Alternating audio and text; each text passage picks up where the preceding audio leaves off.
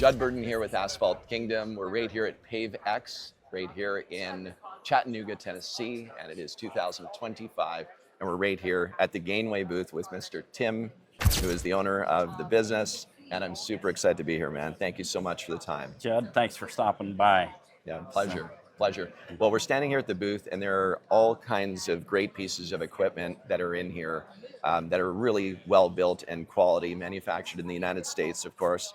And before we go into the products, though, I think it's really important that we talk a little bit about the story, because every business usually has a story. So can you take us back to the beginning when this all became real? Yeah, I am Tim Gingrich with Gingway Products. We're a small family business located in Plain City, Ohio, which is in the central part of the state, northwest corner of Columbus. My dad started the business in the mid-'60s, and took the Gingrich part of his name and came up with Gingway Products Incorporated. To begin with, he primarily worked on farm-related equipment, built freestalls for dairy farmers and custom farm gates and such, and that was in the 70s and 80s, the large portion of what we did.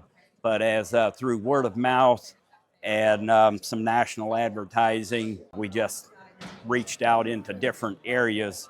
And in the mid-'80s, we started building asphalt crack repair equipment. We had a local fella that we were doing work with along building forms for precast concrete. But he brought a friend in that was involved in the asphalt business, and he said he could sell a lot more material if he had a quality product at a inexpensive price to put the material down, allowing the local contractor to have equipment to do his work efficiently. And so we started building crack repair equipment, and then a few years later, my dad and two of the other men that were involved in the crack repair equipment said, you know, we should put this unit on wheels, and then you wouldn't just have to work with a pour pot. You could take the unit out right in your driveway and do your work there. So we added wheels to it. That entailed coming up with a valve that works. And over the years, we did different valves, tried different things, and bringing us to the unit that you see now. But it seems we think we have about what we need, but then a few years later we add something else on, and we keep perfecting what we have. It is a basic machine. It doesn't have a lot of any electronics and some of the bells and whistles that the other one does. And in this industry, some people want that, others don't. What we have found that everybody wants is when they take a machine out on the job site, they want something that works and is dependable. So we have a machine here that is high quality. It's dependable. When you drop it, when you kick it around and misuse it, it's still there to work. And so the MA10 with its features will give you a quality product at a fair price. It's fantastic. What an amazing story. Not everybody has a story like that, right? In this industry. Yeah. And so, what year was it that this MA10 actually started to get distributed? Well, like I said, in the mid-'80s is when we started it. Exactly which year, I'm not sure. But we didn't build a lot, but every year we did some, and it's just it's grown a lot.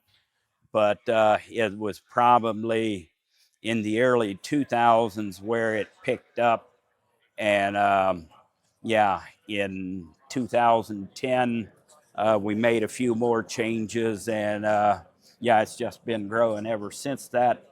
And like I said, we are a family business.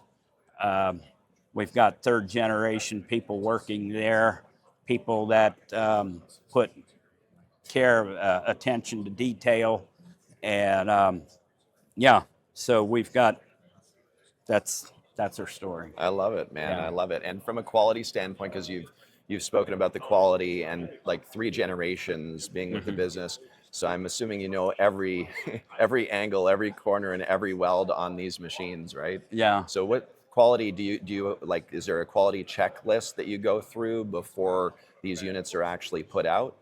Yeah, we make them in the MA10. We make in batches of 100, and we make the sub assemblies. So you have people involved in building the sub assemblies, and then when they all get assembled together, they go through the assembly, go through the paint process, and then final assembly. And at final assembly, we have our warehouse manager is in charge of that, and every unit gets inspected and checked and signed off on to ensure a quality product. That's fantastic. Thank you. So Tim, all of your units are manufactured in Ohio. Is that right? Yes, that is correct. We have one facility in Plain City, Ohio, and that's where all the units are built. And yeah, we pride ourselves in a quality product, and it's when we ship it, it takes a little more room than the ones that are coming in a little cardboard box, but it's fully assembled. The handles are welded to the unit, giving a secure where it doesn't bolts rattle out and come apart, but it's fully assembled, ready to go right when you receive it off the shipping crate. And then we also, that's the MA10. We also have other products that go with this. The 30-gallon is a popular unit, and that is this unit here. And it comes with the torch hose, everything you need there except your gas tank. It's got a hand agitator to mix it. It's got the retractable handles to carry it around. And then we also make a 55-gallon, looks about like this. It's just a little larger, will hold more material.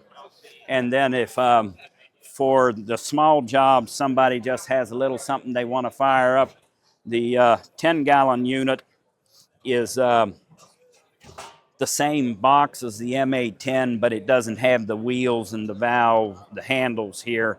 It's just a stationary unit, and it also comes complete with your torch and hose regulator and everything except your gas tank.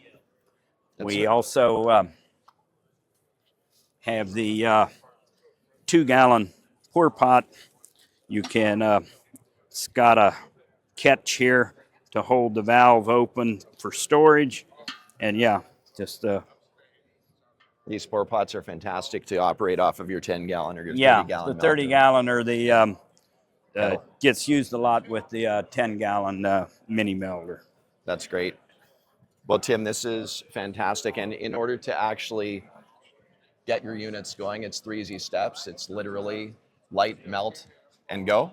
Yeah. Right? 3 easy steps to get out there and make money. People are charging $1 to $1.25 a linear foot rate now for crack sealing, sometimes more depending if they're smaller jobs. So if somebody's just starting out and they want to go do some crack sealing on driveways or parking lots, you know, are these machines easy to be able to move around, or how do you recommend that they load these machines?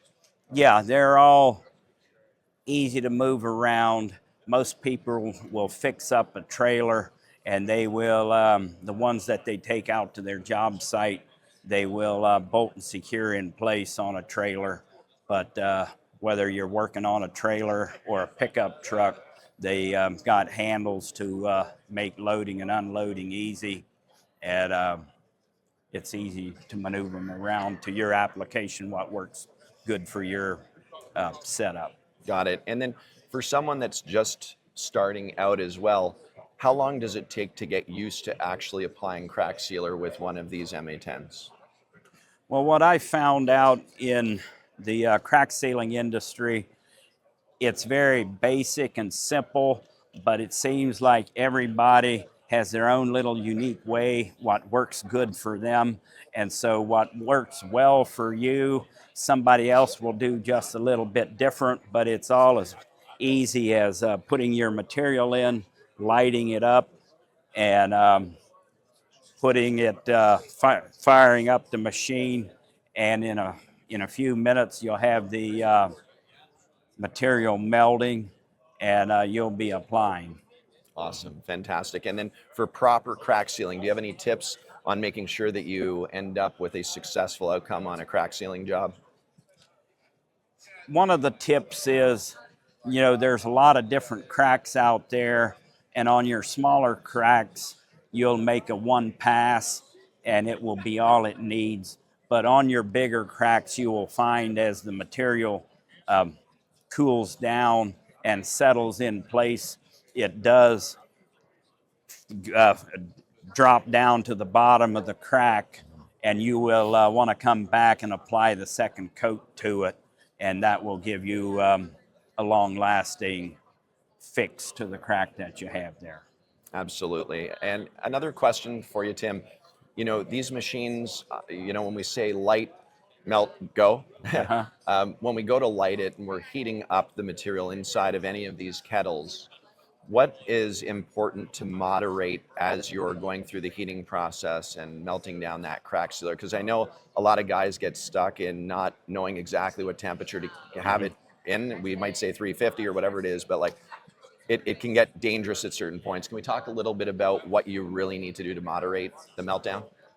To do the proper meltdown, when you light your torch and you put it in the unit, you just want to have a little flame. Your pressure's low on your gauge, and you get the torch in the unit, and you get the heat flowing up in the machine and venting properly. Once your torch is in there and it's lit and burning, then you can increase your pressure a little bit, and you start getting liquid melted in there.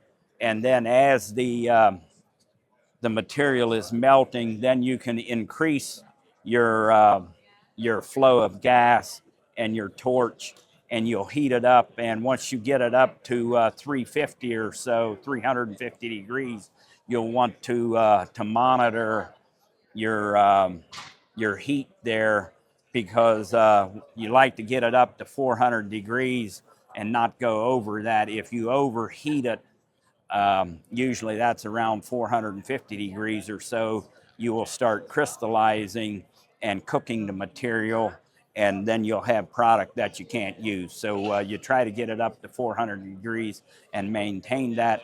The other thing that you will want to consider, if in any time of that, when you're putting your torch in and it's starting to heat up, if your flame goes out and it wasn't venting properly, take the torch out and just give yourself about 5 minutes for the gas to dissipate, and don't put the torch right back in with unburnt gas there where you get an explosion. Yeah, you don't want backflashes. They're no fun. Take your time, slow down to speed up on that for sure. And then also, when you're cooking your sealer, it means that it's cooking and it starts to crystallize. You get that yellow smoke that starts billowing out of it. Mm-hmm. But when it's just that white light smoke that's coming out of it, then you're at a proper meltdown. Is that right? That is correct. Yeah. Mm-hmm. Gotcha. So Tim, there is improved heat chamber capability on this machine that you've implemented, right? Yeah. One of the upgrades that we did here a few years ago, one of the problems with the flame-fired torch is that the torch wants to blow out on windy days. Depending when the wind is blowing, it would blow out the torch. So doing some research and development on that, how to keep that flame burning, and also getting it to heat up faster. Internally in the heat chamber, you have your tank that your material's in. It's inside another tank, and the heat chamber is in there. Well, you don't see it visibly on the outside, but we put a series of baffles in there so the heat comes in and it actually swirls like a cyclone in underneath there, And so now on windy days, you've got a strong enough flame in there that it doesn't blow out, and it also heats up about 30% faster than our original units did. So that's talking about the improved heat chamber.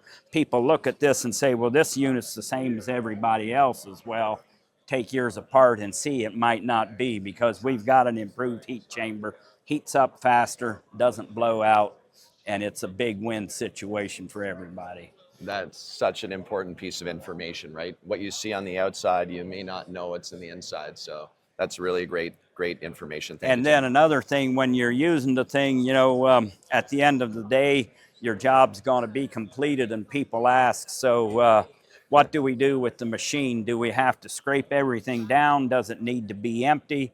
Or what's the proper way to end the day with your machine?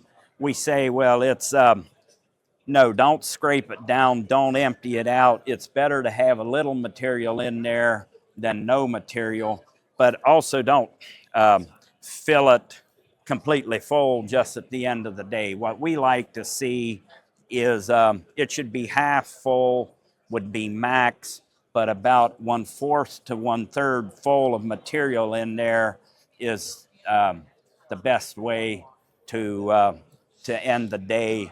And then about once a week, you should take a scraper, and when it's hot, just scrape the sidewalls down a little bit, so your buildup from the week gets down and melted and out, and that way you won't get hard crystallizations in there Clogging. that can clog the valve and keep it from operating. That's a golden tip for sure. A lot of people go out and they just operate their machine day in, day out, day in, day out, and then they'll be on a job. And of course, downtime means that they're losing money, right? So you want to keep your machine clean. That's a great tip. So when you're starting out, you know, your day and you're getting ready to fire up and go out there and apply crack sealer, what are some of the things that someone would need to do to get ready to go? To get ready to go, basically, you light your burner, put your unit in, you fire it up and run. Now, some other machines have places where they actually attach the burner to the valve to put extra heat on here, but with our machine that is not necessary. You just put the burner in and heat it up with the heat chamber in there, and we have the proper size of hole by the valve. We get enough heat here. The valve is all heated up with the torch in its normal operation. There shouldn't be any need to put extra heat on your valve to heat it up. You just put your torch in, heat it up. It will heat the valve up by itself.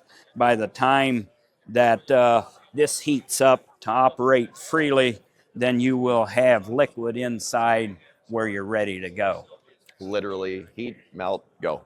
Heat, melt, go. Right yeah. on. And the same would apply to the other The same units? would apply to the other. The other units have a different valve. They've got a long-handled molasses valve, and but they also, you just put your torch in. There shouldn't be any need for extra heating on the valve itself. It heats up with the proper amount of heat escaping through the hole at the valve. Got it. Fantastic. Well, Tim, I really, really appreciate your time. And I know that you've just provided so much great information for all of our wonderful viewers, and we appreciate it. We really look forward Well, thanks for stopping in, Judd, and enjoy your show. Thank you, man. Appreciate it.